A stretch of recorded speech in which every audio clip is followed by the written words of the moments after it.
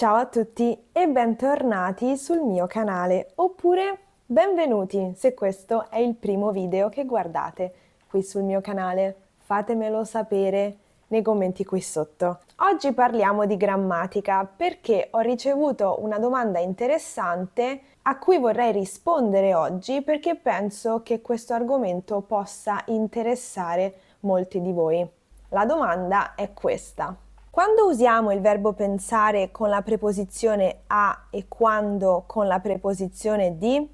Oggi parliamo delle varie preposizioni che possiamo usare con il verbo pensare e di conseguenza vedremo anche quali pronomi possiamo usare con il verbo pensare. Allora, ci sono tre modi in cui possiamo usare il verbo pensare. Possiamo dire pensare qualcosa, quindi senza preposizione.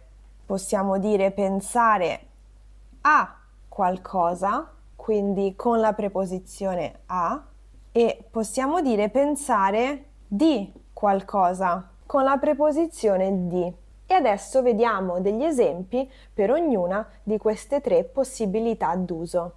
Pensare qualcosa senza preposizione. Leggiamo il primo esempio. Penso che Tiziana sia simpatica. Lo penso anche io. In questo caso, quando non abbiamo una preposizione dopo il verbo pensare, abbiamo una frase che racchiude un'informazione. Quindi in questo caso, nella risposta, noi sostituiamo tutta quella frase, tutta la subordinata. Con quale pronome? Con il pronome lo. E quindi posso dire lo penso anche io. Anche io penso che Tiziana sia simpatica. Quindi il pronome lo sostituisce che Tiziana sia simpatica. Lo penso anche io penso questo, anche io penso che Tiziana sia simpatica. In questo caso usiamo il pronome lo perché dopo il verbo pensare non c'è una preposizione. Leggiamo il secondo esempio. Perché pensi che io sia pigra? Non l'ho mai pensato. Un'altra risposta può essere non ho mai pensato questo. Non l'ho mai pensato.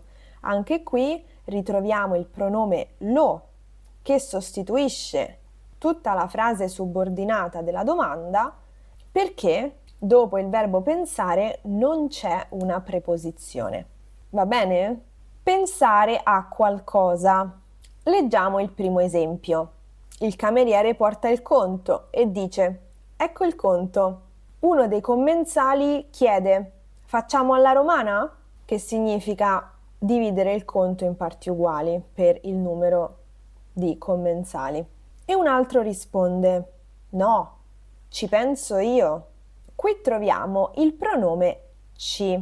In questo caso si tratta del ci dimostrativo, perché qui sostituisce a questo.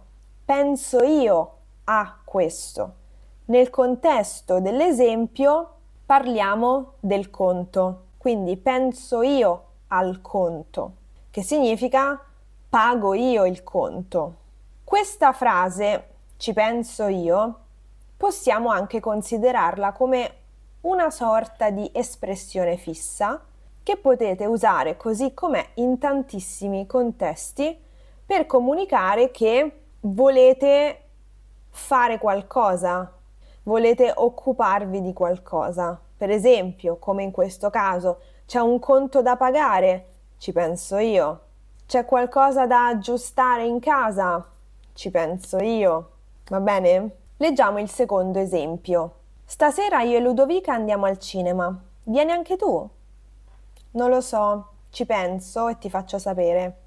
Anche qui si tratta di un ci dimostrativo, perché il verbo è pensare a qualcosa. In questo caso penso al tuo invito, penso alla tua proposta e ti faccio sapere. Quindi penso a questo e ti faccio sapere. Perciò qui abbiamo sempre la preposizione a, pensare di qualcosa. In questo caso usiamo pensare di qualcosa soprattutto quando dobbiamo chiedere l'opinione di qualcuno. Quindi quando vogliamo sapere che cosa una persona pensa di qualcosa, quindi quando vogliamo avere un'opinione, usiamo pensare di qualcosa. Vediamo il primo esempio. La prossima settimana è il compleanno di Francesca. Vorremmo regalarle un corso di pasticceria. Tu che ne pensi? Tu che ne pensi? Tu che pensi di questo? Tu che pensi di questa idea? Sto chiedendo un'opinione e usiamo il pronome ne perché in questo caso abbiamo la preposizione di dopo il verbo pensare. Leggiamo un altro esempio.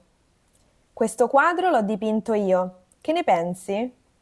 Anche qui sto chiedendo un'opinione. Che pensi del quadro? Che pensi di questo? Il pronome ne sostituisce del quadro. Che pensi del quadro che ho dipinto io? Questo è tutto per la lezione di oggi, spero che vi sia utile. Se avete dubbi o domande, mi raccomando, lasciateli nella sezione dei commenti qui sotto.